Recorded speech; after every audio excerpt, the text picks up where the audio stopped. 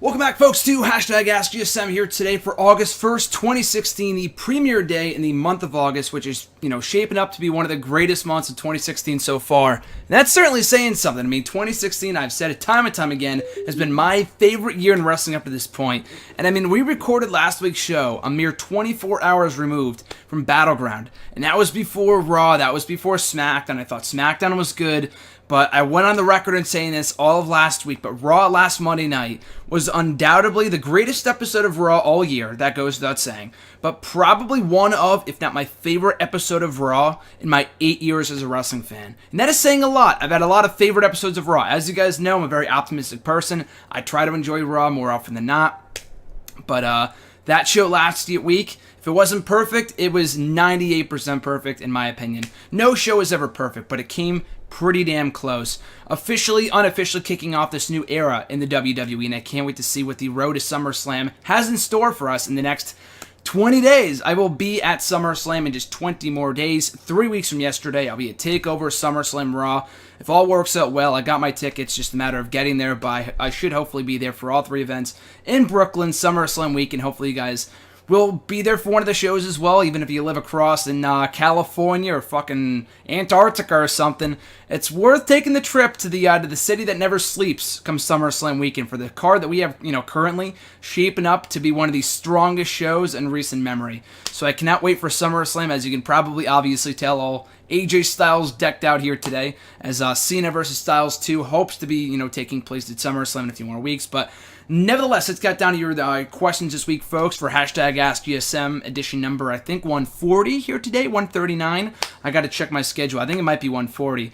I'm recording this before I officially know. Now it's going to bother me now if I don't know whether it's going to be edition 140 or 139. But at any rate, if you guys want to send in questions while I'm looking up what number this is, and you guys already know, obviously, by this point, because it's going to be in the title. Let's see, categories, it's going to be edition number 140 here today, so a monumental milestone of sorts. I mean, you guys obviously knew that before I did, because it's going to be in the title up above. I should have done my research, but anyway, it's August 1st, 2016. I'm pumped, as you could probably tell. SummerSlam in 20 more days, but before we get started here, hashtag AskGSM, if you want to send in your questions to the show, be sure to tweet me on the Twitter machine at WrestleRant with the hashtag AskGSM, on Facebook at facebook.com/gram.gsm. Matthews, don't forget that, Matthews, and on the post I usually put up on Sunday nights. I put it up yesterday around Sunday afternoon just because I recorded the show. I'm recording this a lot earlier than usual. I'm working today, /Monday, whatever. So I'll be sure to get your questions in on time, beforehand. Sooner the better is what I always say. Don't wait until the last possible second, because sometimes I cut off the deadline and your question won't make the cut, so be sure to send it in as soon as possible through Twitter, Facebook, or right here in the YouTube comments. Leave a question down below in the comment section. I'll be sure to include it in next week's edition. So with all that being said, let's get down to this week's questions, courtesy of you fine folks. Kicking it off with Blue Eyed Assorta, my brother Jason from YouTube. His question was, what do you think about Randy Orton's recent remark about Fandango and the Lesnar enhancement comment? I couldn't stop laughing. I loved both comments. I thought the whole segment with Chris Jericho on the highlight reel Battleground was just fucking awesome. I thought it was hilarious. But the Orton remark about Fandango I thought was great, just because even Jericho has said it before too. I know I'm pretty much almost done reading his latest book, the third one that came out, The Best in the World at What I Have No Idea. I bought this as soon as it came out, and I'm only just getting to read it now just because I've had like zero time over the past 2 years. But having been home for summer and whatnot, I've been able to find some time, when I'm not driving, but when I'm in the car, doing road trips and stuff. It's been great. But it's a great read. He has yet to talk about it in the book, because it goes up to, I think, early 2013. He'll probably talk about it in the next book. But he's talked about it on his podcast and in interviews. It's not that he didn't like working with Fandango personally. I know that's not really your question. I just want to address this. It's just that that was not what he came back for. He came back for a Ryback match, I believe, or something else that was pitched to him for WrestleMania 29. And McMahon changed his mind once Jericho already agreed to come back and put him in the ring with Fandango, who he put over. One of the biggest, head-scratching decisions in recent memory, just because Fandango went on to do nothing. I know he's currently teaming with Tyler Breeze. They have a decent thing going, but It was, all in all, an epic failure for Fandango, but I thought that comment was great. The Lesnar one was even better. And just to clear up any confusion, I don't know if I addressed this last week here on the show or not. I probably did on Wrestle Rant Radio. I don't know if I talked about it here on hashtag AskJSummer if anyone asked about it. But that comment was not a shoot. I mean, it was a shoot. It was obviously playing off a real-life thing. But it wasn't, thrown in there by Orton. It wasn't, off the cuff. It was already scripted. Jericho even mentioned it on his podcast last week. He wrote that line for Orton. And obviously had to make it through creative or something, or through Vince, for Orton to say it. Otherwise, both of them would have been pretty much in a lot of trouble. So that doesn't surprise me at all. But anyway, so I thought it was a great comment, and it felt real. I didn't expect them to talk about the suspension, and technically they didn't really do that, but they did acknowledge it in a way, and I thought that was pretty great. Mitch G from YouTube's got a couple questions here. Do you think Liv Morgan could be a breakout face in NXT and potentially take the championship from a heel Asuka? I think Asuka's gonna be a babyface for a while longer. Maybe way down the line, I think, is what you might be pitching here. Just because Asuka, especially once Bayley goes up, you need Asuka as the top babyface in NXT. A lot like what Bayley was before, and Charlotte before her. You need a top, head honcho babyface for the women on NXT. So I don't really see the need to turn her heel anytime soon, if really ever.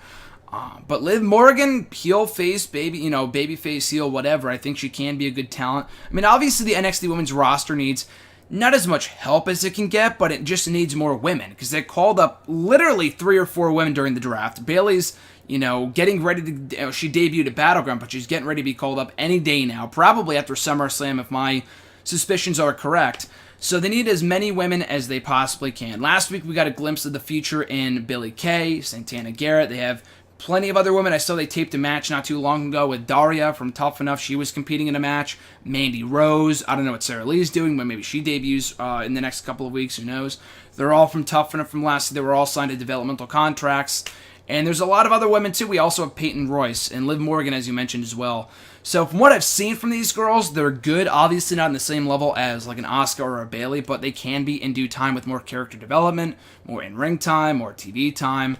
But, I think Morgan can be a real player in the division if they handle her push properly and just give her more TV time for more people to kind of get familiar with her. His second question, who was the greenest in your opinion upon their live debuts? Roman Reigns, Jinder Mahal, either member of the Authors of Pain, or Braun Strowman? I mean, Reigns was green, obviously, but he wasn't working singles matches every week, so his weaknesses were limited. They were kind of masked by the Shield, by the other 2 Shield members, Dean Ambrose and Seth Rollins, in the amazing six-man tag team matches. So not really Reigns. Jinder Mahal, he was green, but he just wasn't good. And I mean, I know he's coming back, apparently. I'll talk about him later on. Someone else asked about him a little bit later on in the show. But it's not that he was green, he was just fucking boring. He bored me to shit. The guy was just as exciting as watching paint dry, essentially. The Authors of Pain, they're not super not green, if that makes sense. They're not seasoned, obviously. And they had one match, a squash match, but they had a second match, too, against American Alpha a few weeks ago. And they were pretty damn good. They had a really good match with American Alpha not too long ago. And they're really not that green. I mean, they're green, but they're not that green, to the point where I'm like, oh, why did they call them up so soon to NXT TV? They're pretty damn good, so I really have nothing against that. Braun Strowman, on the other hand, yes, he's absolutely green. Still is to this day. I mean, he's getting better. The squash match last week I thought was good. That was a good, effective use of a squash match, obviously. But the guy at the point, wow, Jesus. Literally a week after his debut, they put him in a match on Raw against Dean Ambrose. And probably one of the most boring matches I've ever seen, at least in recent years. It was not good. They put him in the ring with Roman Reigns not too long ago, a few months ago.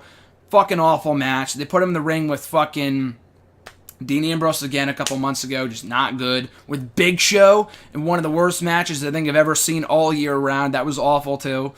I think that main evented Raw, didn't it too? Like right before the Fastlane pay-per-view or something. That was just absolutely horrid. But yeah. Anyway, so Strowman wins this by a long shot. Reigns was green, but he was protected. Mahal was just boring. The Authors of Pain aren't that bad at all. Strowman was and still is very green. His third question, I haven't heard of anyone else's opinion on this, but I was thinking / hoping that during the Tyler Breeze versus the Tommy match at Rival, that the fan, Liv Morgan, that hugged Tyler Breeze during his entrance would help him win the match, and maybe become his valet for a time. And I still think there was a potential story that was wasted. What are your thoughts? I completely forgot all about that until you mentioned it. I still don't remember it. I'm not saying you're lying. I just don't remember that at all. I mean, like you said, it was during the entrance. I probably either didn't see it, I wasn't paying attention, or whatever. I just, like you said, I've heard no one else talk about this before. But now that you mentioned, that would have been a damn good storyline. I think Tyler Breeze, you guys have heard me rant and rave. I'm sure it was on the show. I think it was on the show 3 years ago. I remember in the first August episode that we did of Hashtag Ask You Some, like episode 4 or 5 or 3, whatever. In early August of 2013, I, raved about Tyler Breeze, how great he is. He still is great. But I was saying what they should do with him, blah, blah, blah, how he should be on the main roster right then and there. He was just he was just that damn good. But anyway, I think there was something missing from the act that probably, prevented it from getting to that next level. And I think a valet, like a Liv Morgan, would be perfect. I mean, I know you mentioned earlier that she should be a valet, or rather should be a wrestler, breakout babyface. And she does have that likability about her. She's a gorgeous girl. She's not amazing in the ring yet, but she can get there in time. I feel like, from what I know about Liv Morgan and just her appearance alone, she's more of she appears to be more of like a manager for like an Enzo and Cass, because she's a New Jersey girl.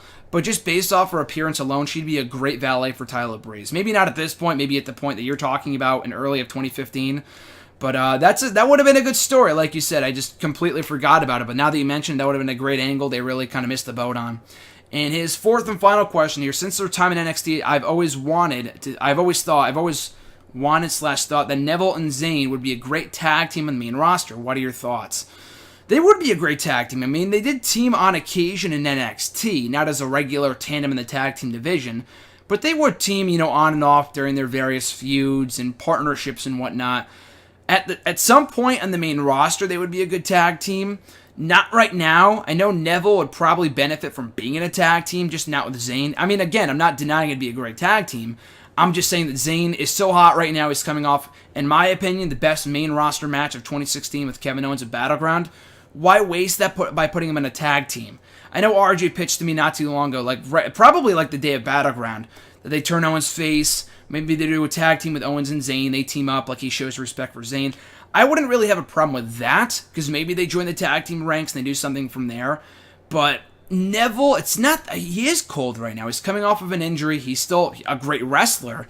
But Neville is more of a guy that I could see in the Cruiserweight division, kind of doing something along the mid-card, undercard. Zayn, I feel like, is just so much better than that right now. Zayn is here, Neville's here. They're both great talent. They could be a great tag team down the line, but Zayn is just so red hot right now, coming off that feud with Kevin Owens, that there really is no reason to waste that by putting him in a tag team with Neville. So maybe at some point down the line, just not right now. Emmanuel A. from YouTube as well, his question was, ever realize how twisted King of the Ring 1996 is? I mean, Jake Roberts is built up as the old underdog chasing redemption, making it to the tournament finals through sheer luck just to succumb to an unforgiving, confrontational Stone Cold Steve Austin, who later cuts a victory speech insulting his belief in God. If you don't know, Jake's next feud was with Jerry Lawler, questioning his legitimacy of his recovery and accusing him of still being a drunken mess. Want to guess how that turned out? I do remember that. I do remember that feud just because I think they were going to have a match at SummerSlam, and I think they did. It was either Lawler and Roberts or Lawler and Mark Henry who made his debut on that show. I'm pretty sure it was Lawler and Roberts. I forget exactly, but I do know that existed. I do know of that. I mean, I don't know how twisted it is. I don't know exactly if that's the word to describe it. But just the fact they probably thought, and I don't know if this was done by design, maybe they had their eyes on Stone Cold the entire time. They probably did. But then again, Jake Roberts was at SummerSlam. Technically, still was Stone Cold Steve Austin, but in a dark match on the pre-show. He wasn't on the actual card. Jake Roberts was.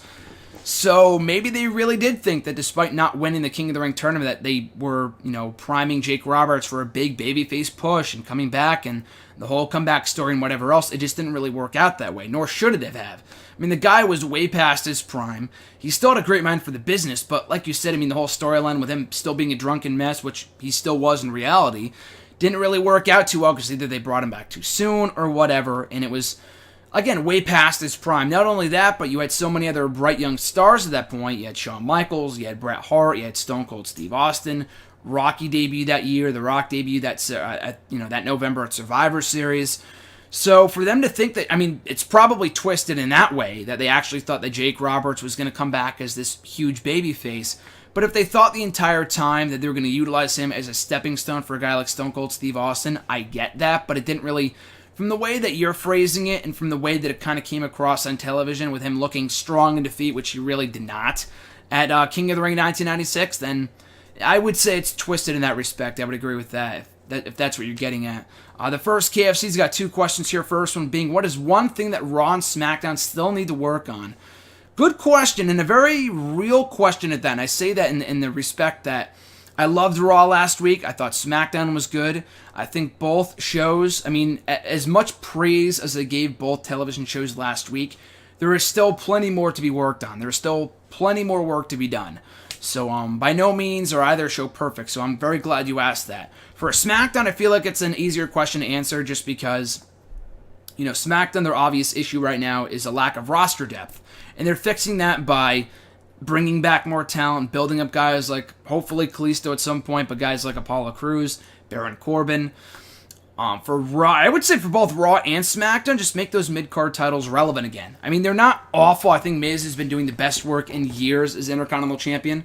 Rusev's been doing pretty great as well during his, latest stint with the title, even probably better off, better even this time than he was the first time because he's defending the title against real competition. The first time he defended against Jack Swagger, and that's it before transitioning that program with John Cena. So, I think for both brands to work on their mid-card championships, raising those, elevating those titles just a little bit more. For SmackDown, adding more roster depth, and for Raw, just making good use of those 3 hours. That's always going to be an issue. That's never not going to be a problem for WWE, is making good use of those 3 hours and ensuring that the 3 hours don't drag. Last week was very easy to do that. When you have two Fatal 4-Ways, a great main event, a marquee main event, and a women's championship match, it's very easy to utilize those 3 hours, but you can't do that kind of stuff every week. So it's going to be interesting to see how they handle it starting tonight on Raw. But they can't, be doing what they were doing before. If they give more in-ring time to the stories and, and more in-ring time to the matches, that's great. But they also have utilized those 3 hours with the roster they have by, adding more stories, doing more segments that make sense, not just falling into that same, easy trap that is doing awful sports entertainment comedy, which they've done time and time again with dance contests and shit like that, putting people in 2 matches in one night. Last week was the exception, like I said, because of the mini tournament they had. But going forward, they can't, just because they have half a roster, they split the roster in half. They cannot have the roster appearing, having a guy wrestle 2 times in one night. You can't be doing that every week. Maybe on occasion, just not every single week. So those are a few things that would have Raw and SmackDown work on in the weeks to come. His second question, how would you book Dolph Ziggler until SummerSlam? I mean, some of you other guys asked about the Dolph Ziggler scenario as well, the Dolph Ziggler situation that he is the number 1 contender right now to the WWE World Championship against Dean Ambrose at SummerSlam, which I think is really cool. I'll talk about that momentarily as well. I would just turn him heel. I mean, I know other people asked about it in the sense that what else would you do with Ziggler that does not require turning him heel, but just for right now, I would say turning heel is the best and biggest thing that he could possibly do. Just because he was always better as a heel to begin with. He feels more comfortable as a heel. He comes off like a heel anyway. The guy comes off so cocky and full of himself. I want to respect him. I want to like the guy just because he's an awesome wrestler. But I can't because he comes off like a douche in his promos. He acts like he's better than everyone else. And I realize that's his gimmick, but it's not really befitting of a babyface. It might have worked a couple of years ago when they first turned him. When they did the whole sympathy thing, when he had the concussion, It worked the first time, it just doesn't work in 2016. I like the fact that he's getting another shot at the main event picture on SmackDown. I think that's really cool. Again, I'll talk more about that momentarily. But the guy's got to be a heel. Especially on SmackDown where you don't really have many heels. Other than Bray Wyatt, who should be a babyface anyway, and AJ Styles. That's really it. You have Baron Corbin, but he's not there yet. Dolph Ziggler, at least, is established. And putting him in a World Championship match at this point at SummerSlam, I think is pretty damn cool. So, yeah, I think it's great. I mean, hopefully they can... I think it's great that he's in the title picture, but they got to turn him heel. That's how I would book him. I mean, you got to make him look like he's an equal to the World Championship. No more losing matches to fucking Baron Corbin, which I thought was fine at the time. But now that he's the number 1 contender to the World Championship on SmackDown, they have to book him like a real, legitimate threat on SmackDown. They can't have him losing matches. They can't have him doing all this meaningless shit If they do a contract signing or something along those lines, they have to make it feel. They have to make him feel like an equal to Dean Ambrose, or an equal, to the very least, to that world championship. So that's how. Nothing specific. Like I said, I would turn him heel at some point beforehand or at the event itself, but you just got to make him feel like a big deal again, because so much damage has been done to Dolph Ziggler. He could very well be, established, could be very well called damaged goods, because he has been doing nothing of note for the past year and a fucking half. So they really have to start building this guy back up, starting right now. And, starting, this Tuesday on SmackDown, they got it off to a good start by having him pin AJ Styles clean on SmackDown last week. But it's what they do next that is the most crucial move of Dolph Ziggler's career. Speaking of Dolph Ziggler, Captain Sunshine's question was, do you have one good reason why I should still give a fuck about Dolph Ziggler and his push in 1996? I'm sure you're talking about 2016, but you did say 1996 in your question, so I thought I would point that out. But here's the thing. I don't blame anyone for not being excited about a Dolph Ziggler push, because I would be a hypocrite if I said, oh my god, I've been predicting this the entire time, or I'm so happy, I was pleasantly surprised, I think is the best way to put my thoughts on the Ziggler situation. For one thing, he's a fresh face in the world title picture, not to say that he's never gone after the world championship before, but it's been a while. He hasn't gone after the world championship in at least 3 years. And the last time we saw him going after the World Heavyweight Championship, he was cut short. His whole push was completely taken away from him for whatever reason. They thought he was too injury prone, they didn't like him, he had heat on him, whatever the reason was, his world title chase was cut short way too soon. But anyway, so I think it's cool he's getting another shot at that superstardom. But again, like you said, I do not blame anyone for not caring about it, just because we've seen this God knows how many times over the last couple of years. In 2012, 2011, when we thought all hope was lost for this guy, they gave him a world championship push. Awesome. But then they ripped the rug right from underneath him. Right afterwards, too, immediately afterwards, do they cut his push short just abruptly. And then they'll give him the World Heavyweight Championship. They'll have him cash in Money in the Bank in one of the greatest moments in recent Raw history. And then it's right back to square one. They take the title off him, never to be a threat in the main event scene again. And then he wins the fucking main event of Survivor Series 2014, regardless of how it happened. He was the one who put the Authority in exile at Survivor Series 2014, only to become just another guy in the roster a mere few weeks later. So again, it's hard to really believe that Ziggler is here to stay as a main event guy. But now that we have the brand split now that we have the brand split back, I'm hoping to give them the benefit of the doubt by thinking that he has a chance to stay in the main event picture. If it's a one and done type deal, if they give him a world championship match at SummerSlam only to take it away from him, and they just want to appease the IWC fans in Brooklyn, then it's a waste of time. It's a fucking waste. But if they use this match, this world title opportunity, as an opportunity to turn Dolph Ziggler heel and to finally cement him as a top heel on SmackDown, then I'm absolutely all for it. So that's a reason to care. So hopefully for a future heel turn. Even then, I feel like some people are just so done with Dolph Ziggler that they might not even care about that, but at least it's better than what he's doing right now, which before last Tuesday was basically nothing.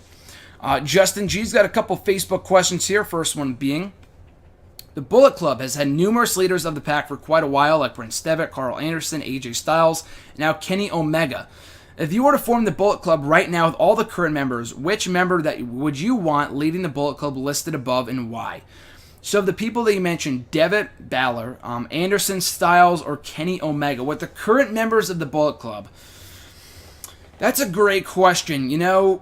I love Kenny Omega. I think he's really, really good. I think Carl Anderson's great too. Very underrated. I would go with AJ Styles, just because I feel like the best incarnation of the group was with AJ Styles, and I feel like that's when they were at their hottest, was when they were under the tutelage, under the leadership of AJ from 2014 up until this year.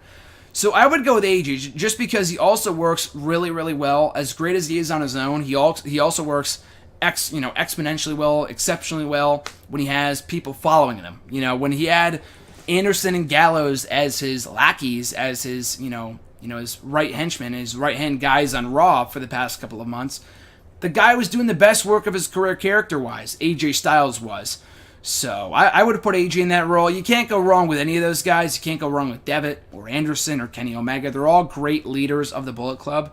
I don't know if that would mean taking AJ out of WWE. It might just mean bringing Bullet Club in its current incarnation to the WWE, but I would still put AJ as the leader because I feel like he was the best leader of those four, and he also works best when he has followers, in my opinion.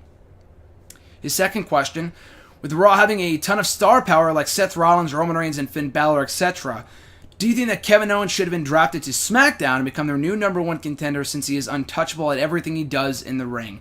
Yeah, I mean, I'm not going to argue with what people have been saying that Kevin Owens should be on SmackDown.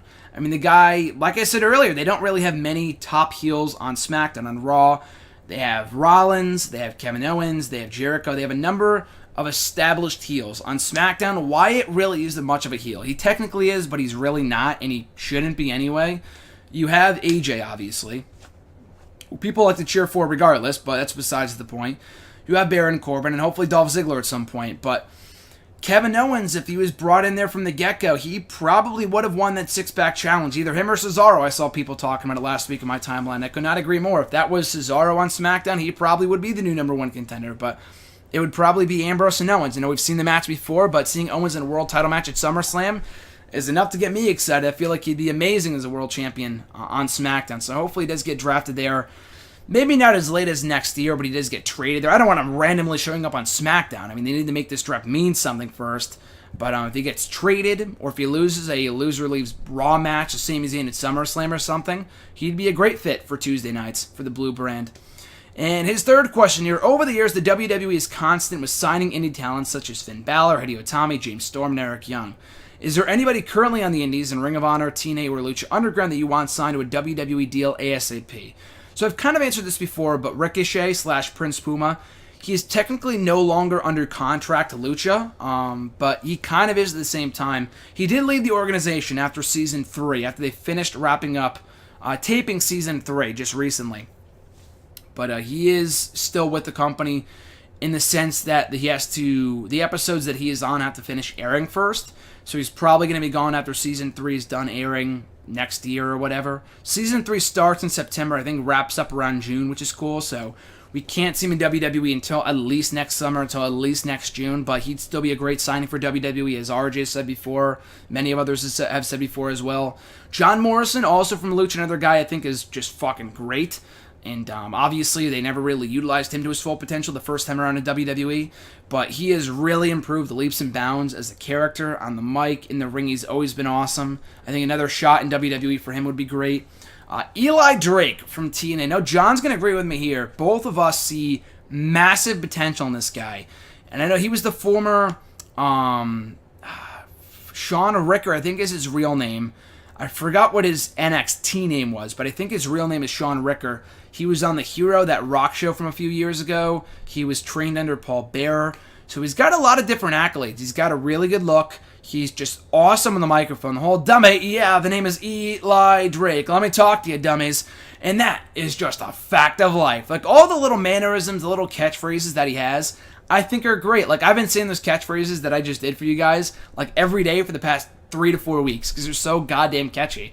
I think the guy is just that good. He should not be wasting his time in the fucking TV title picture. He's way too good for that. So I would love to see him back in WWE. He never debuted in NXT TV. That's the thing that made me confused. He was released before that came to fruition, but he could be really, really good. James Storm, you said they signed, but they actually did not. I know he was in NXT for a cup of coffee last year. He never signed with them. But I would love to see James Storm back in WWE. Going back to TNA, I think at this point was a massive mistake. He might be making more money there than he was in NXT. I believe that was the whole reason why he went back in the first place. But now that NXT is fucking killing it, Bobby Roode's over there. There is no reason why James Storm should not be in NXT right now. Adam Cole from Ring of Honor, Jay Lethal from Ring of Honor. I know I'm naming off a lot of guys here, but there's just so much talent from those three organizations you named that I would just desperately love to see in WWE/NXT. But yeah, Adam Cole, Jay Lethal, two guys who I've talked about, very highly before here on the show, and that I think both guys would flourish in WWE. Especially Adam Cole. He's got the look, he's got the age factor. I think Jay Lethal might be in his mid to late 30s. I mean, he might be in his early 30s, who knows, but I know he's been around for a long time. Adam Cole, on the other hand, is still relatively young. He's got a great look, great on the mic. People love the guy. Awesome in the ring. He's just the perfect package for WWE, and it still stuns me they've yet to sign him.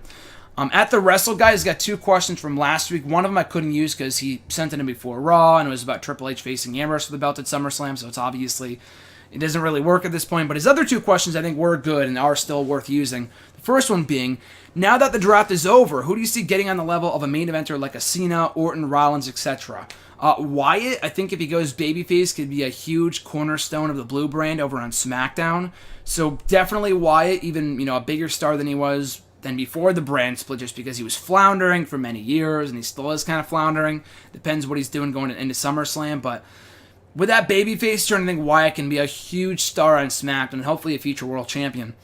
Finn Balor, and I'm just laughing thinking about Wyatt as world champion, the fact that it's not funny. I just really, really want to see that. Finn Balor, we saw that last week. I think Finn Balor is going to be a huge star on Raw. I thought that even before last week's Raw, just because the guy has star written all over him. But Balor is going to be a major marquee name on Monday nights. Kevin Owens, Sami Zayn, again, it might be easier for them to get to that main event level on SmackDown, but I still think they could be big stars on Raw. Even with the brand split, there's a lot of guys that would be overshadowing them that are now on SmackDown. Guys like, Orton, John Cena, AJ Styles are all on Tuesday nights. So Owens and Zayn, it's going to be a little tougher just because there's more star power on Raw than on SmackDown, but I think both guys can really emerge as top-tier level talent at some point, and even the next couple of months as soon as that. His second question, keep or erase, Stone Cold Steve Austin at WrestleMania 17, or Austin versus Rock. Did I say just Stone Cold Steve Austin at WrestleMania 17? I meant to say Austin versus Rock at WrestleMania 17, or Austin versus Rock at WrestleMania 19. This might... this is what I'm going to do. It's probably a lot easier than I thought it would be. I'm going to keep the WrestleMania 19 match and erase the 17 match. I think the 17 match was better. I think it was better wrestled. The WrestleMania 19 match was Austin's last match. I think I enjoyed that match the most of the three, although it was technically the worst wrestled of the three matches they had at WrestleMania. But I thought it had great drama. Rock went over clean. It was a fantastic final farewell, although we didn't know it at the time, for Stone Cold Steve Austin. 17, it was a good match. I just can't get that finish out of my head. Not only did Stone Cold Steve Austin turn heel unnecessarily, but the whole whacking him with a chair with the help of McMahon and The Rock kicks out, I thought was just so stupid. And then he continued to beat him up anyway, and Stone Cold went over regardless. So I don't know, I'm not really a fan of that, so... I thought the match was great. I just enjoyed the WrestleMania 19 match more. So I would keep the WrestleMania 19 match between the two and erase the WrestleMania 17 match. And hell, maybe if we erase that match, then Stone Cold never goes heel. Who knows? And maybe we still have a bigger fan base for the WWE than we do right now. Who knows? It could, change the entire course of WWE's history. At Brad Berdar, his question was also from Twitter. Which brand do you think has the better roster of tag teams? It's got to be Raw. I know SmackDown has the Usos. They have American Alpha.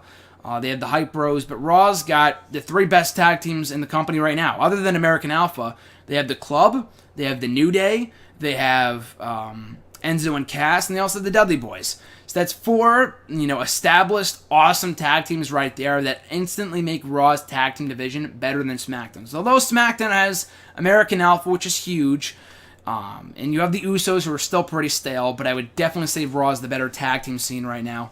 His second question, of all the confirmed or rumored returns, which one has you the most excited? Definitely Shelton Benjamin, dude. I marked the hell out, and anyone who follows me on Twitter would definitely know that. I lost my shit for Seth Rollins, for Shelton Benjamin coming back on SmackDown. He didn't come back, but they did air the vignette for his return, which should hopefully be pretty soon. I would love to see him in the IC title picture facing Miz for the belt at SummerSlam. Like I said, I'm going to be there, so I would love to see the gold standard back in Brooklyn at SummerSlam. That'd be fucking awesome. But yeah, Shelton Benjamin, I think, is another guy who they're not going to put the world title on him, nor really should they. But I think he can really help put over the younger talent. He's going to have great matches. I'm still excited for the other rumored returns. I think Kurt Hawkins coming back to school. I love Rhino. I think Melina coming back. Maybe an MVP would be pretty cool. Carlito too. Mr. Kennedy wasn't rumored, but I would still love to see him back. But I think Benjamin has the most potential to get the best out of the current roster and still have awesome matches at the same time. His third question, hate to be negative here because she's so great, but do you think Emma could get lost in the shuffle when she returns? She could, yes, but I don't think we will. I don't think she will. It all depends how they handle this whole women's situation. If they have the title defended on both brands, then maybe. But if not, she could be a real player for the SmackDown side of things. Because I feel like Bayley's going to Raw. just because they kind of set something up with her and Charlotte for when she gets called up, her and Banks, which we should hopefully get at WrestleMania.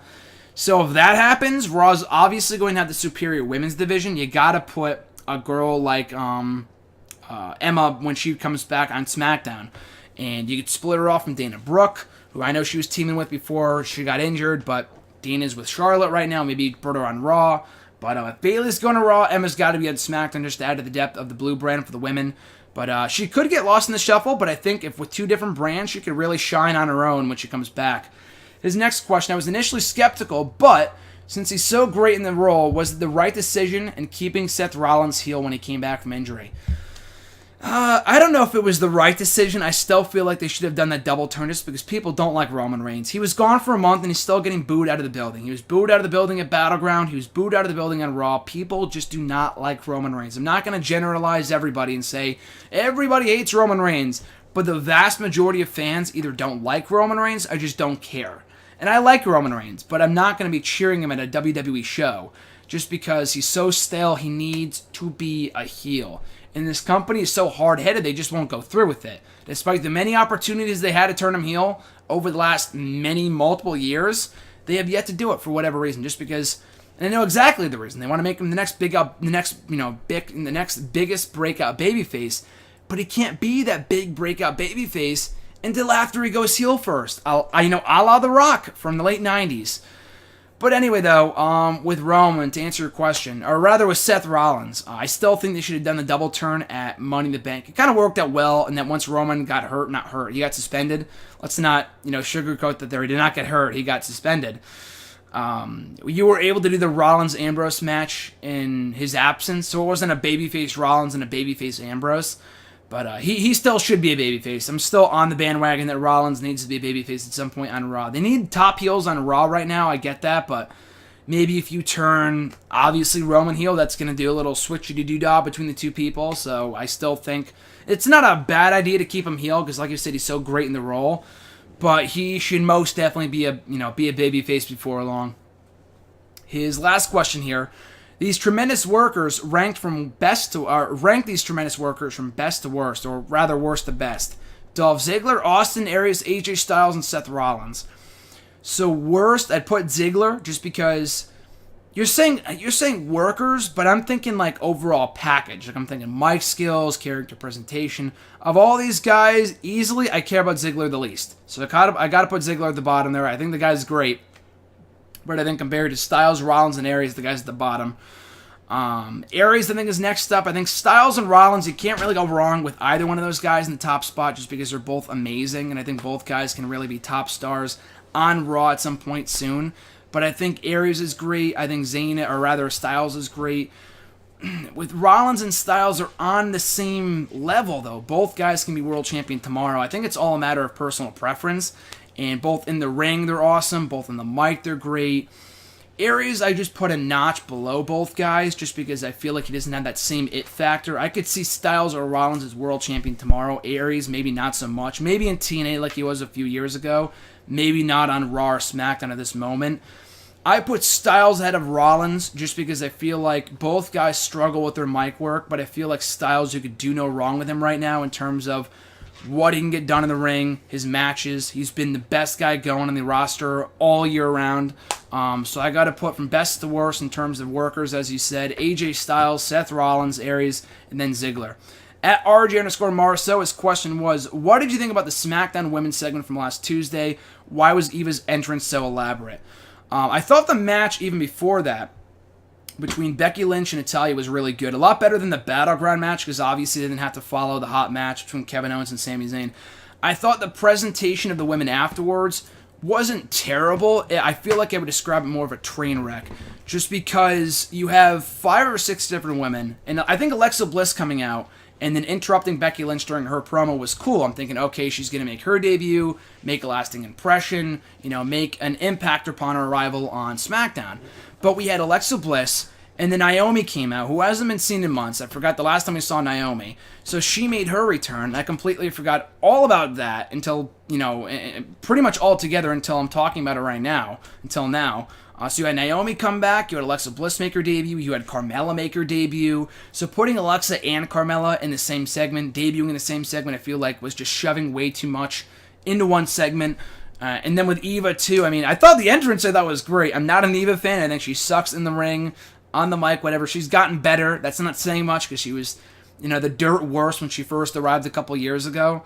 But I thought the entrance, like the voiceover, whatever happened, with her kid, whatever she got, like that little Hollywood-esque voiceover she got when she came out on Tuesday, I thought was awesome. And I feel like that's the only redeeming quality about Eva, other than the fact that she's attractive, I think is great.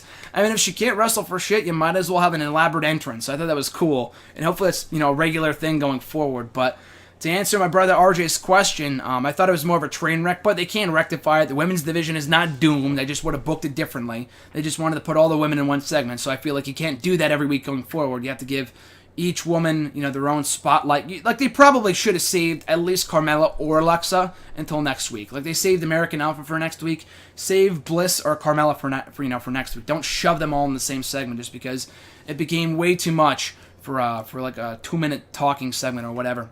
At Swags, his question was, does SmackDown Live feel like the WCW Thunder when looking at the roster? I could see that. That might not be a bad comparison. And other people talked about this too. I'll answer at the Average Grunt's question in his question in a moment in regards to kind of the same thing. But SmackDown Live's roster, I think, will be great and on the same level as Raw in time. If they can build up guys like Kalisto, guys like Baron Corbin, guys like Apollo Crews, to be on the same level as guys like a Cena or an Orton or an AJ Styles, the brand is going to be tip-top. I think it's going to be absolutely awesome. And it already is great, but I feel like they just need to establish those aforementioned athletes more. So I don't think the roster is it is inferior to Raw in terms of star power right now, but like I said on Twitter, like I've said multiple times, I said it in the Welcome to the New Era video, the random video blog from last week. Check it out if you haven't already, cheap plug. I feel like SmackDown is more of a long-term project. I think they will have maybe not the better roster, but at least as good of a roster in the long term as Raw when all is said and done. His second question, thoughts on Jinder Mahal coming back to WWE? I think I might have said it here on this show. I talked about it on Wrestle Rant Radio last week. I also talked about it with Randy Cruz on his podcast last week too. I don't care. I don't care about Jinder Mahal. I never really did. Maybe for 2 seconds when he first debuted 5 years ago, maybe this guy could be the next Muhammad Hassan. But that train, that ship sailed a decade ago. No one's going to be the next Hassan, because Hassan was a one-of-a-kind character. WWE fucked up. It wasn't Hassan's fault. They fucked up in terms of the whole London bombings and all that shit, taking the character off TV, all that other garbage. That wasn't his fault. That was not his fault whatsoever. That was completely WWE's fault. But I think, anyway, Jinder Mahal was never interesting during this first run of the company. I think the thing with Khali that they did, the whole angle that he did with him and turning him heel, kind of brainwashing Khali, I thought that was cool. But that was short-lived. They ripped the rug right underneath him in that respect, a couple months later. Then they put him on 3MB. Another thing that went nowhere was pretty much the Job Squad 2.0 in 2012, 2013, whenever it was. And again, no one cared. The guy's a boring wrestler. So I think it's cool he's coming back for his sake. He's making an extra paycheck. But I don't think he's going to get above a certain level. I think if he had any potential, if they're really going to do something with him, why did they do it with him 5 years ago? I feel like this is one of those kayfabe report articles, former 3MB member coming back for big push in WWE. But it's not Drew McIntyre, it's Jinder Mahal, you know what I mean? So, I don't know. I know McIntyre would probably be getting the call back if he wasn't under contract to TNA right now, but I just don't care. Maybe they'll surprise me. Maybe they'll do something with Jinder Mahal that, maybe changes my opinion or turns a few heads. I would love for that to happen, but as it currently stands, I just do not care about this guy coming back. I think Hawkins coming back is cool. I love Rhino. Benjamin too. Melina even I think is cool. Jinder Mahal, it just makes me scratch my head and say why. Next question, like I said, from at the Average Grunt, his question being, after having been destroyed in all caps, he says, by Raw last week, how can SmackDown Live possibly gain the advantage in this battle of the brands? Like I said, it's all long-term, brother. It's all long-term with these two shows. Raw is already there. They have the roster. SmackDown has all the puzzle pieces in place. They have all the puzzle pieces in place. They have the building blocks present. They have to just start building towards the future. They have the talent of tomorrow right there. They have the talent of tomorrow in their roster. And the guys I mentioned earlier, Kalisto, Corbin, and Cruz, I think can be major cornerstones of SmackDown. In addition to guys like American Alpha, AJ, Cena, Bray Wyatt, they're just, the other guys I mentioned just aren't quite there yet. And I think they will be in time, though. So for a 2-hour program, I think it works. They have a great roster for a 2-hour SmackDown every Tuesday. So, yeah, I think right now Raw's going to get the upper hand. Maybe this week SmackDown's better than Raw. Who knows? I mean, I guess we'll have to wait and see. I would love for, Raw and SmackDown to trade the momentum back and forth. But I just like, period, that the brands are battling for supremacy. Like, that's what it should have been from the get-go. 15, 20 years ago, whatever it was. 15 years ago, I guess it was. And that's what it was in the beginning. Raw and SmackDown were battling for ratings. Raw was always the flagship show, but SmackDown was trying his damnedest. They were trying their damn hardest to put forth a better product than Raw. And at times, in 02, 03, they were damn well, they were doing that. They were surely doing that for close to a year in 02, 03. SmackDown was undoubtedly the superior show compared to Raw. But anyway, so I think it's going to be more of a long-term thing for SmackDown. I wouldn't shit on the roster just yet. At Scarlet One's got a couple questions here. First one being, ever saw a show that you thought was so bad then, or was bad at the time, but after a week of reflection, you think it's just okay? Example, my thoughts on SmackDown. For me, I'm sure that's happened. I can't pinpoint an exact show just because I feel like it's happened a lot. I mean, more often than not, like I said earlier, I try to be optimistic. I try to, pick out the positives. I try to enjoy a show as much as possible and look at the bright side and not so much of the negatives. There will be shows, from time to time that I will just totally shit on. And if I'm crapping on a show, that's when you know it's bad. If I can't even find the positive or I can't find a reason to praise it, then you know it's bad. Again, I can't nitpick or I can't specifically pick out a specific show where that happened, but I'm sure it's happened before. I feel like that goes for everybody. I feel like more so because, like I said, I try to be optimistic. There's just some fans that, despite how great a show might be, they try to pick out the negatives and complain about this or that. Just appreciate what we have, the good that we have in these shows. But I feel like there's a lot of shows that just seem bad. Like the Universal Championship might be a prime example. The name is not good. I think it sucks, to be quite honest with you. But in a month from now, we might grow used to it.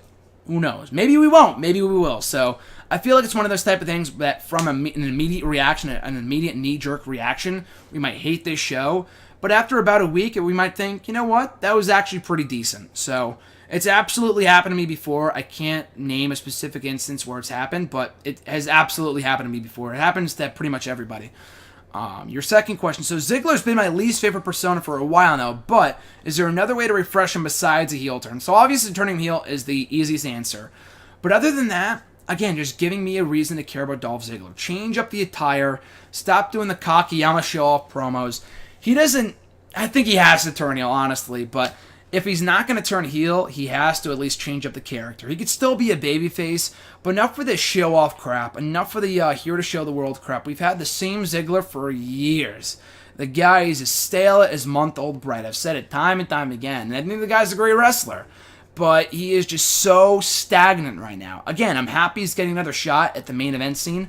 I think that's awesome. It's a refreshing change of pace for the WWE Championship, but the match could very well be great from an in-ring standpoint come SummerSlam, but the build to it could be brutal if they don't give this guy more character development, which has been awful over the past 3 years. But if they can give me more of a reason to care about him, if they don't turn him heel, which I think they must, I think they have to, but if they even don't do that, at the very least, change up the character. New music, new look, new attitude. The only thing they have to do next is turning him heel, but if you don't want to go that far, at least doing the things I just mentioned. Your next question, I don't know how to put this, but do you think Roman Reigns is becoming like Rhino with the beard with finisher? That's their question. No, but that's an interesting comparison because at least I still like Rhino. At least Rhino, to me, honestly, I'm going to say it right now, I think Rhino is more interesting than Roman Reigns. So I hate to burn the big dog there, but that's just the way it is in my opinion. Again, just my opinion. But last question from at Scarlet One. Is Sami Zayn the best in-ring storyteller on the roster right now? Hands down, absolutely. Sami Zayn, I think it was either... It must have been last week. I think it was Breaking Bear 216, I think, who asked me about it. Is Sami Zayn the wrestler of the year? Wins and losses wise, probably not. But I think if you put together all of his greatest matches, and pretty much all the year's greatest matches, from NXT, his matches with Samoa Joe and Shinsuke Nakamura, then in the main roster with guys like AJ, guys like Roman Reigns from this past week, guys like Kevin Owens, obviously. Even The Miz has had a couple good matches with. Cesaro, too. that Sami Zayn, no one is a better storyteller than him on the main roster right now, probably in the entire organization, even including NXT. No one is a better babyface / storyteller in WWE right now than Sami Zayn. At Sean Markistic, he's got a couple questions here. First one being, in your opinion, what is the greatest match to end by DQ or countout? Great question. I'm not exactly sure. I'm sure there's a couple matches I'm leaving out. The first one that came to mind, just because it's SummerSlam themed, but Savage and Warrior 2. Not their first match from Mania, which did end in pinfall, but they had a rematch, which I thought was awesome. And you may or may not be seeing that in my upcoming SummerSlam Recall series. Coming up soon. It could be today's installment. Who knows? My top 20 favorite SummerSlam matches of all time. I'll talk more about that at the end of the video. But they had a great match. I thought they had a really, really good match from SummerSlam 1992. Not the main event, but one of the main events for the WWE Championship. And it ended in a countout, with Warrior winning via countout after interference from Ric Flair and Mr. Perfect and whatever. So that was the first match that came to mind when I saw your question. I'm sure there's many others, but that was the first match that came to mind when I thought, best matches to end in a DQ or a countout. And I feel like there might be an oxymoron, like a great match, and then you say DQ or countout. But I think that match was an awesome match, a weak finish, but still a great match. So that would be my match for right now. That comes to mind anyway.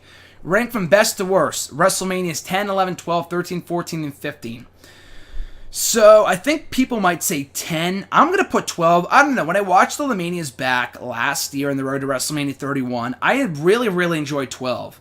I thought overall it was a great show. Hell, I even enjoyed Undertaker and Diesel. That match wasn't great, but I still thought it was better. Probably Taker's best WrestleMania match up to that point, up to WrestleMania 12. And I thought 10 was great too. So those might be interchangeable. A lot of these are interchangeable, but I think 12 was the best. 10 up next with the ladder match, obviously. I didn't think Bret Hart versus Yokozuna was great, so that's why I put 12 over 10. But two great shows. Up next, I put 15. I put 15, 14, 13. Again, all interchangeable. I just did not like those WrestleManias. I did not really care about the Attitude Era WrestleManias. Despite of how hot of a time it was in wrestling in the late 90s, I thought those WrestleManias were super dull, with the exception of like one match in every show. For 13 was obviously Steve Austin versus Bret Hart. That was, in my opinion, the only great match in the show. 14, Stone Cold and Shawn Michaels, which was the best match in the entire show, hands down. But even that was not as good as their King of the Ring match a year earlier. And for 15, it was obviously Rock and Stone Cold in the main event. So all those matches, all those shows, I'm probably just super harsh in those WrestleManias, but I just thought they were all one-match wonders. 11 was undoubtedly the worst. Those Manias at least have something to pick out that I thought was good. 11 just all around fucking sucked. That WrestleMania, awful crowd. Sorry to my Connecticut peeps. I'm filming this video in Connecticut as we speak because I live in Connecticut and I'm home right now. But that show was just brutal. Brutal Hartford crowd, brutal atmosphere, just a brutal show. Not one good match in the entire show for the most part. So, and I hate to say it because 1995 was the year I was born, but that show just sucked. Probably one of, if not the worst WrestleMania of all time. But once again, from best to worst, in my opinion, 12, 10, 15, 14, 13, and 11. Nothing beats that. Third question, should Dolph Ziggler turn heel before SummerSlam? I already talked about it, but absolutely yes. In your opinion, what are the three best and three worst SummerSlam installments? Great question. Oh man, I forgot to put down three worst. I only wrote down the three best, but three best, in my opinion, 1992. It's not one of my favorite, because I know one of you guys asked me about my three favorite, and I always say, favorite and best are two very, very different things. And I thought 1992 was great. I just have different favorite WrestleManias just because my emotional attachment to them and whatnot. But 92 is undoubtedly one of the greatest pay-per-views WWE ever produced, SummerSlam or not. So easily 1992. 2002, 10 years later, again, another one of the greatest pay-per-views WWE ever did. Angle, Mysterio, Rock and Lesnar, Shawn Michaels and Triple H, Chris Benoit and Rob Van Dam. Just a fucking stacked show, start to finish that night. Ric Flair and Jericho, I think, had a match, so that show was just absolutely amazing. And then I'd put 2013 in there, too. I mean, people might argue with that, but I feel like 2013 has to be in the conversation for one of the greatest WrestleManias of all time. Or not WrestleMania, I'm sorry, SummerSlams of all time. Because you had two Match of the Year candidates. If your Match of the Year was not Cena versus Bryan, then it was Punk versus Lesnar, or vice versa. And they both happened on the same show. You throw in Bray Wyatt's first ever main roster match. You throw in a decent intergender tag team match. You throw in a pretty decent women's match between Brie Bella and Natalya. You throw in a great World Heavyweight Championship match between Del Rio and Christian. You can't go wrong with that show. So, again, 3 best SummerSlam installments, 92, 02, and 2013. 3 worst? I never liked 2010. Like I said last week, that was easily my least favorite in the time I've been a fan. I feel like every Mania, even SummerSlam 09, I didn't love, but I have it on DVD. I've watched like a million times. I feel like it did have some good matches. 2010, though, I just can't find one good thing to say about it. It just was not a good show. Nexus got pretty much buried on that show. Were never the same, have not been the same since. Orton and Sheamus was pretty dull. Ended in like a DQ. Kane and Mysterio, pretty ho-hum match. Just, but it's not a good show. Alicia Fox and Molina, who cares? That was Cameron's favorite match, but not mine. So I would maybe put 2010. I'm sure a lot of the earlier SummerSlams were pretty awful. 95 sucked. 93 was pretty bad. Was pretty bad too. So 93, 95, 2010. Those are the ones that come to mind. I'm sure there's others, but I feel like in an exact, repeat from WrestleManias, which I feel like SummerSlam has always been more consistently entertaining than WrestleMania to begin with, but the SummerSlams from like 97 to 2001, while those WrestleManias, other than WrestleMania 17, were not good, those SummerSlams were awesome. All those SummerSlams were awesome. So, yeah, I would put, for the worst anyway, I would put 93, 95, and probably in recent years, 2010. At Reborn Again, his question was, do you think that the WWE bringing back veterans like Shelton Benjamin is a good thing, or does it expose the thin main roster?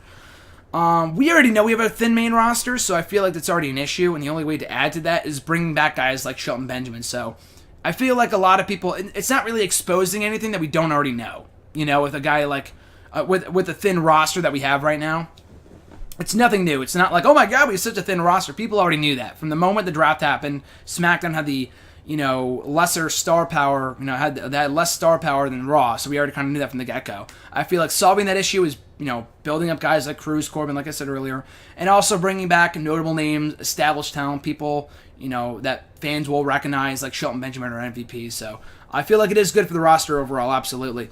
What are your 3 favorite and 3 least favorite SummerSlam main events, and why? Again, I only did the favorite here. I don't know why I did the least, my 3 least favorite. But for favorite, all from recent years, because like I said, favorite and best are 2 very different things. But for favorite, Taker and Edge from 08 inside Hell in a Cell, one of my favorite matches of all time. Cena and Punk from 2011. I know it wasn't technically the main event. Del Rio and Punk was when he cashed in, but let's be real, Cena and Punk technically was the main event. And then Bryan and Cena from 2013. 3 least favorite? Oh god, Mabel and Diesel was awful. Awful. So easily that from 95. I'm trying to think other main events that just sucked. Probably Team WWE versus Team Nexus from 2010, just because of the finish. In recent years, I'm trying to think. 2012, I didn't really care for Triple H and Lesnar. I thought it was a good match. Probably not one of my least favorite, but just not a really good match. 06, 06 was fine. 05 was fine. Those are really, I'm sure there's others from the 80s that were pretty bad that I just don't remember right now because I try to get them out of my brain, but those would easily be among the 3 favorite and 3 least favorite SummerSlam main events of all time for yours truly. As we wrap it up here with our final few questions, first, Matt Hardy, DX fan, his question was, could Kevin Owens excel as a face? Absolutely. I have no doubt in my mind that KO would be a great babyface down the line, just because I know his character is like a perfect heel for right now because he's a great mic worker and insulting the fans, but people already love him as it is. He will no doubt get over as a face. Character-wise, I think he could work. I think if you tweak his character to the point where he's already fighting for his family. That's the thing about the KO character, the KO character, that we know so much about it. That's why I love his character, because his motives are established. He's a great wrestler. He's a great mic worker. He has a great upbringing from NXT to the main roster. He's got an awesome story. He arrived, attacked the top dog in John Cena. His character development from one match, one feud to the next has just been seamless. So that's why I feel like as a face, I know as a heel, they kind of twist the I'm a prize fighter thing into like a heel gimmick, and that he'll betray his best friend in order to do that. But if they portray it in a way that makes sense, like I'm fighting for my family, like again, that's a good thing to admire about KO. So, and in addition to being extremely entertaining, I feel like he'd be a fantastic face at some point. Maybe not too soon, because I feel like, as I said earlier, he could be a great heel in the very near future for Monday Night Raw, hopefully a future world champion. Undoubtedly a future world champion, but hopefully sooner rather than later. But for later on, he'd be a great face. And his second question here, do you see Sami Zayn as a future WWE champion in today's day and age of wrestling? I do. I've said it before, but I definitely feel like Sami Zayn could be and will be a WWE champion down the line, especially with two brands. There is no doubt in my mind, and there is absolutely no reason why Sami Zayn cannot be a viable WWE champion. The guy's already over. People love him. He's got that Daniel Bryan thing going for him, and even better than that, like, I don't know, I feel like his mic skills are getting better by the week, better than Bryan's promos ever were, to be quite honest with you. I feel like Sami Zayn could be, absolutely a world champion. Maybe on SmackDown as opposed to Raw, but he could definitely be a world champion this day and age, definitely. Like you said, in today's day and age especially, maybe not 5 to 10 years ago, but in a time where we have guys like CM Punk, Daniel Bryan, Seth Rollins, and Dean Ambrose, all as world champions, there is now no doubt in my mind that Sami Zayn would definitely be a perfect fit for a world champion in 2016 for this company. And the final question from at E13A, their question was, did WWE do Sasha Banks' title win too early, or did they just catch up to where they should have been with the division? I would have saved it for SummerSlam. No, not just because I'll be there. I know that's a selfish reason, but I would have done it SummerSlam just because it's the same arena that she lost the NXT Women's Championship in, blah, blah, blah. But I don't disagree with them doing it on Raw, just because I get their line of thinking. It was a new era. They wanted to kick off the new era with a bang by having their first new champion in the new era crowned on this most amazing episode of Raw in many years, in my opinion. So I had no, gripes with them doing the title change this early. Again, I would have saved it for SummerSlam, a lot like I would have saved Bayley's debut until after SummerSlam. But again, both moments came off so well that I have no issue with them whatsoever. And the division is just going to be even better going forward. Not to say that Charlotte was a bad champion, but it switches up things. Now she has a multitude of new challengers. You have Nia Jax waiting in the wings. You have the rematch with Charlotte at SummerSlam and Bayley coming up pretty soon. There's a lot of stories to be told with the Boss as champion. So I don't know what you're talking about in terms of that they caught up to where they should have been with the division, and that Bang should have been champion a while ago, maybe is what you're implying here. But it didn't really matter to me. SummerSlam, last week on Raw. As long as it's not done at random, and they were already kind of having history anyway. It's not like they threw the match together at the last minute. And they should have advertised it, of course, and they did at the top of the show, but other than that, they didn't. I didn't really have a huge problem with it just because it was an amazing match and a remarkable moment on one of the greatest Raws in many years. So I had no issue with it, and we get this great rematch with Charlotte as a result at SummerSlam, which a stip should be added to, by the way. I know Charlotte, I don't know if she is taking time off, she's not taking time off. She's not taking time off until at least after SummerSlam, but I'd be totally fine with her taking time off after SummerSlam, coming back and doing a triple threat with her, Bayley, and Banks, in time for the Rumble or Mania or whatever. But hopefully if they do take Charlotte off TV after SummerSlam to take time off for whatever the reason might be, I hope they do the stip match at SummerSlam, like a ladder match or a last woman standing match. And I feel like if there's any two women that can make the most of a stipulation, it would be Banks and Charlotte, given their strong series of matches, both in NXT and in the main roster. And that's going to do it, folks, for today's 140th edition of #AskGSM here today. As always, if you want to send in a question, please do so as early as possible. I'm recording this earlier than I usually do on Sunday night, but typically I will record them on Monday mornings or Monday afternoon. It really all depends on what my work schedule is, and I have no idea how I'm going to record it when I get back to school, what my schedule is going to look like in a few more months. But that's a while down the road. So in the meantime, though, if you guys want to send in a question, be sure to tweet me on the Twitter machine with the hashtag AskGSM, at WrestleRant on Facebook at facebook.com/Graham.GSM.Matthews. Don't forget that Matthews. Leave a comment or rather a post on the wall itself.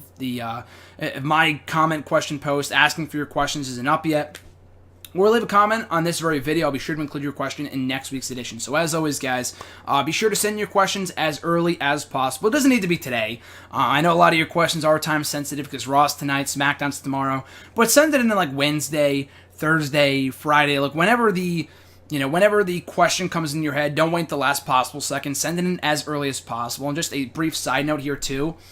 If you get a like from me on your tweet, get a like from me on your post or Facebook comment, or on your comment on this very video, that means I saw it and it is in the video. Sometimes I won't always do that because I'm in a rush and I have to put all your questions on my spreadsheet here, but other than that, it will typically make the video if I like your comment, question, whatever, on Facebook, YouTube, or Twitter. And that's pretty much it. Two final things. One big announcement coming today. By the time this video goes up on Monday morning, the announcement will probably be made by Monday evening, Monday afternoon. If you're watching this after the fact, be sure to check out these social media pages for what that announcement is. And number two, what was the other thing? Oh, of course, on not Wrestle Rant Radio, but NextEraWrestling.net. A lot of things to plug here. NextEraWrestling.net. Starting today, the premiere installment in my all-new SummerSlam Recall series. I did something similar a few months ago for WrestleMania, but today, the first installment goes up, counting down my top 20 favorite matches in SummerSlam history, starting today, leading up to Saturday, August 20th, a mere day before I'm in attendance for SummerSlam in the Barclays Center on August 21st. So the first match is up today. What is my favorite 20th match in SummerSlam history? Find out later today at NextEraWrestling.net. So I think that's all the plugs. You guys know where to send in the questions and whatnot. Be sure to, and last and certainly not least, like, comment, share, and subscribe. Your support is amazingly appreciated. Who knew that we would get 140 episodes in on this very show, and all the other stuff going up throughout the week with the Wrestle Rant, editions, WWE Network and Chill editions, the random video blogs, Wrestle Rant radio excerpts, exclusive interviews, other exclusive, videos as well. So be sure to subscribe for that daily content. Hit that subscribe button, play up for that content going up every single day. So with that said, folks, have an amazing rest of your week. And I'll catch you phenomenal folks. See what I did there? I know that was stupid, but I'll catch you phenomenal folks down the road.